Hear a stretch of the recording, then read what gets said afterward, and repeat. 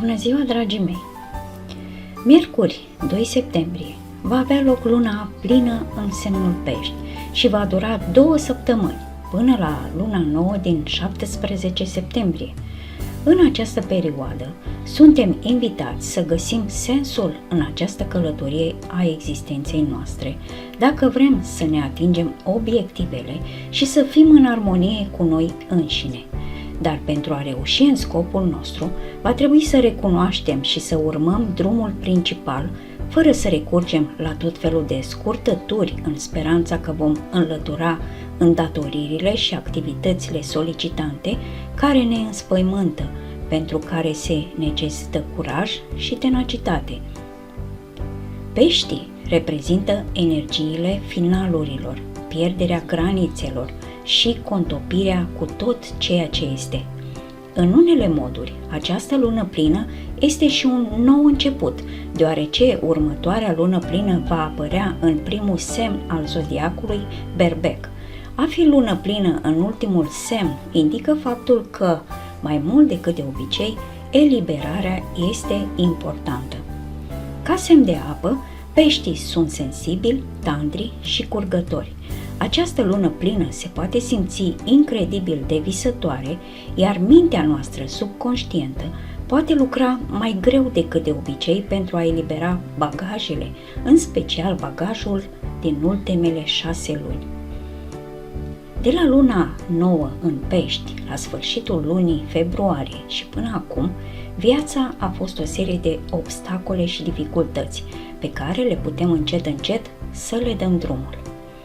Există o energie profundă de trezire pentru această lună plină, nu doar pentru că se încadrează în zodiacul psihic natural al peștilor, ci și pentru că realizează o aliniere armonioasă cu Uranus. Uranus este planeta trezirii și schimbării. Ne încurajează să vedem lucrurile cu o perspectivă nouă, ne îndrumă să privim lucrurile cu o nouă lentilă pentru a ne transforma conștientizarea și a ne crește conștiința. Luna plină a lunii septembrie ne poate agita emoțiile și poate declanșa sentimente de sensibilitate. S-ar putea să ne simțim și noi empatici, așa că dacă sunteți sensibili la energiile celorlalți, asigurați-vă că luați măsuri pentru a vă proteja și pentru a vă reîncărca energia. Deoarece Pești este un semn de apă, petrecerea timpului în apropierea apei sau chiar a face o baie cu apă sărată poate fi vindecătoare și restauratoare. Organele sensibile care vor necesita o îngrijire suplimentară în această perioadă sunt picioarele, degetele de la picioare, glanda pineală, hipofiza și melatonina. De asemenea, în această perioadă a lunii pline, nu sunt recomandate intervențiile chirurgicale. În timp ce luna plină cade în zodia peștilor, dacă ne-am uitat la cerul cosmic, vom găsi că, de fapt, este așezat în constelația Vărsătorului. Dacă doriți să vă aliniați mai mult cu energia galactică Vărsător, este posibil să găsiți de asemenea sprijin și confort dacă sunteți în serviciul celorlalți sau vă adresați celor dragi. Chiar dacă legătura cu cei dragi a fost o provocare în acest an, este atât de important pentru sănătatea noastră mentală și emoțională să rămânem conectați. Dacă puteți face acest lucru în siguranță, luați în considerare să vă apropiați de cei dragi și să vedeți cât de bine vă simțiți. Septembrie oferă câteva schimbări mari de energie și se pare că luna plină a lunii septembrie va fi un far care ne va lumina drumul și ne va pregăti pentru închiderea acestui an ultra-transformator. Ca toate transformările este nevoie de destrămare și demontare pentru ca noul să apară.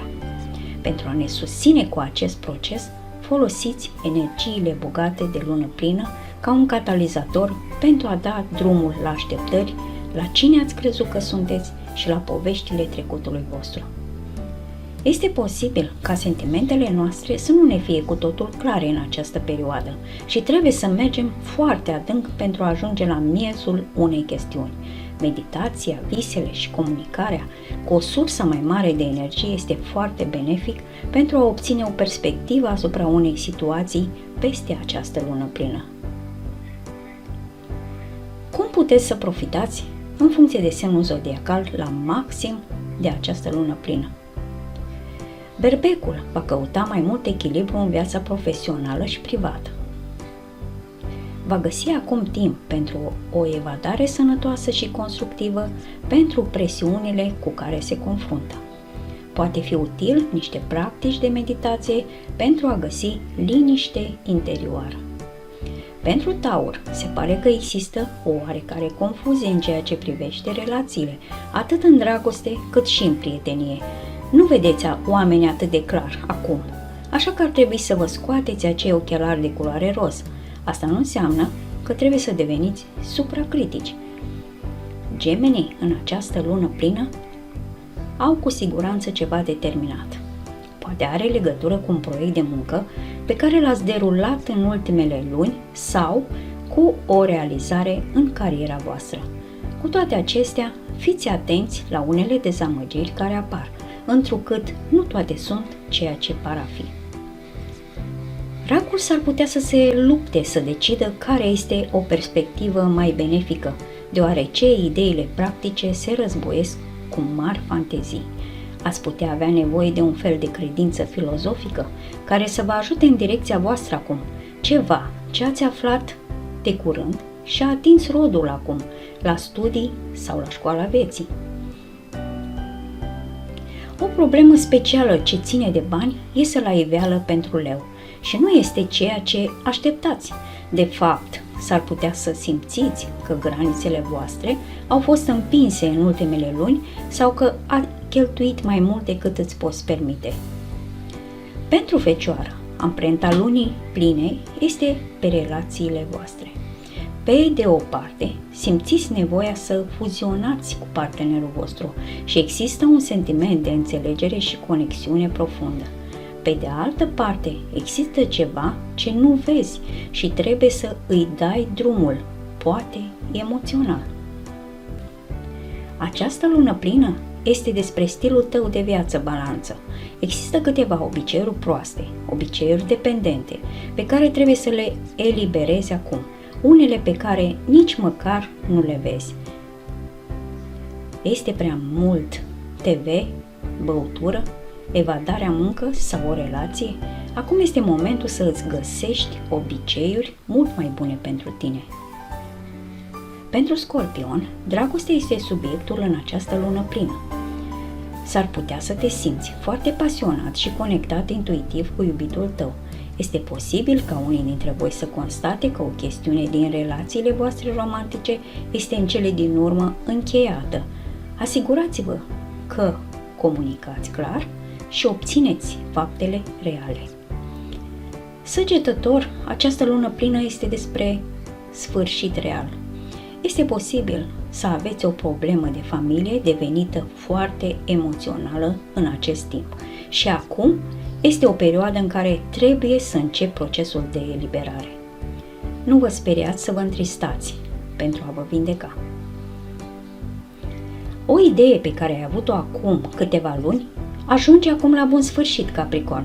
Ce zici de aceasta?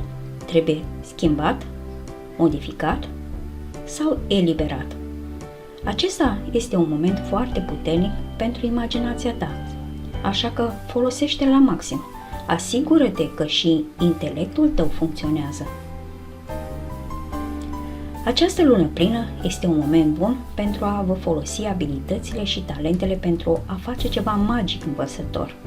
Creativitatea voastră curge. Păstrați-vă puternic granițele financiare, deoarece puteți descoperi că ați fost exploatat. În unele moduri, pentru pești, această lună plină aduce la sfârșitul unui capitol din viață. Este vorba despre tine, personal, și este un moment prielnic să te uiți în urmă la ultimele luni și să vezi cum ai crescut. Iată 3 sfaturi pentru a profita la maxim de luna plină în pești. 1.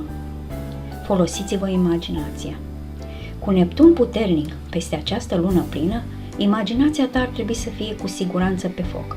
Îndrăzniți să vă amintiți, să desenați, să scrieți, să creați și să vedeți ce iese din subconștientul vostru profund. 2. Nu credeți tot ce vedeți sau auziți. Cu Mercur vis-a-vis de Neptun, faptele sunt foarte confuze. Citiți între rânduri și exercitați discreția și intuiția pentru a ajunge la adevăratul sens. 3. Vindecă-te pe tine însuți. Cu luna în Pești și soarele în Fecioară se pune accentul pe vindecare. Găsirea echilibrului între muncă și odihnă va fi importantă și va da drumul la acest lucru, după cum se spunea, ceea ce nu vă servește.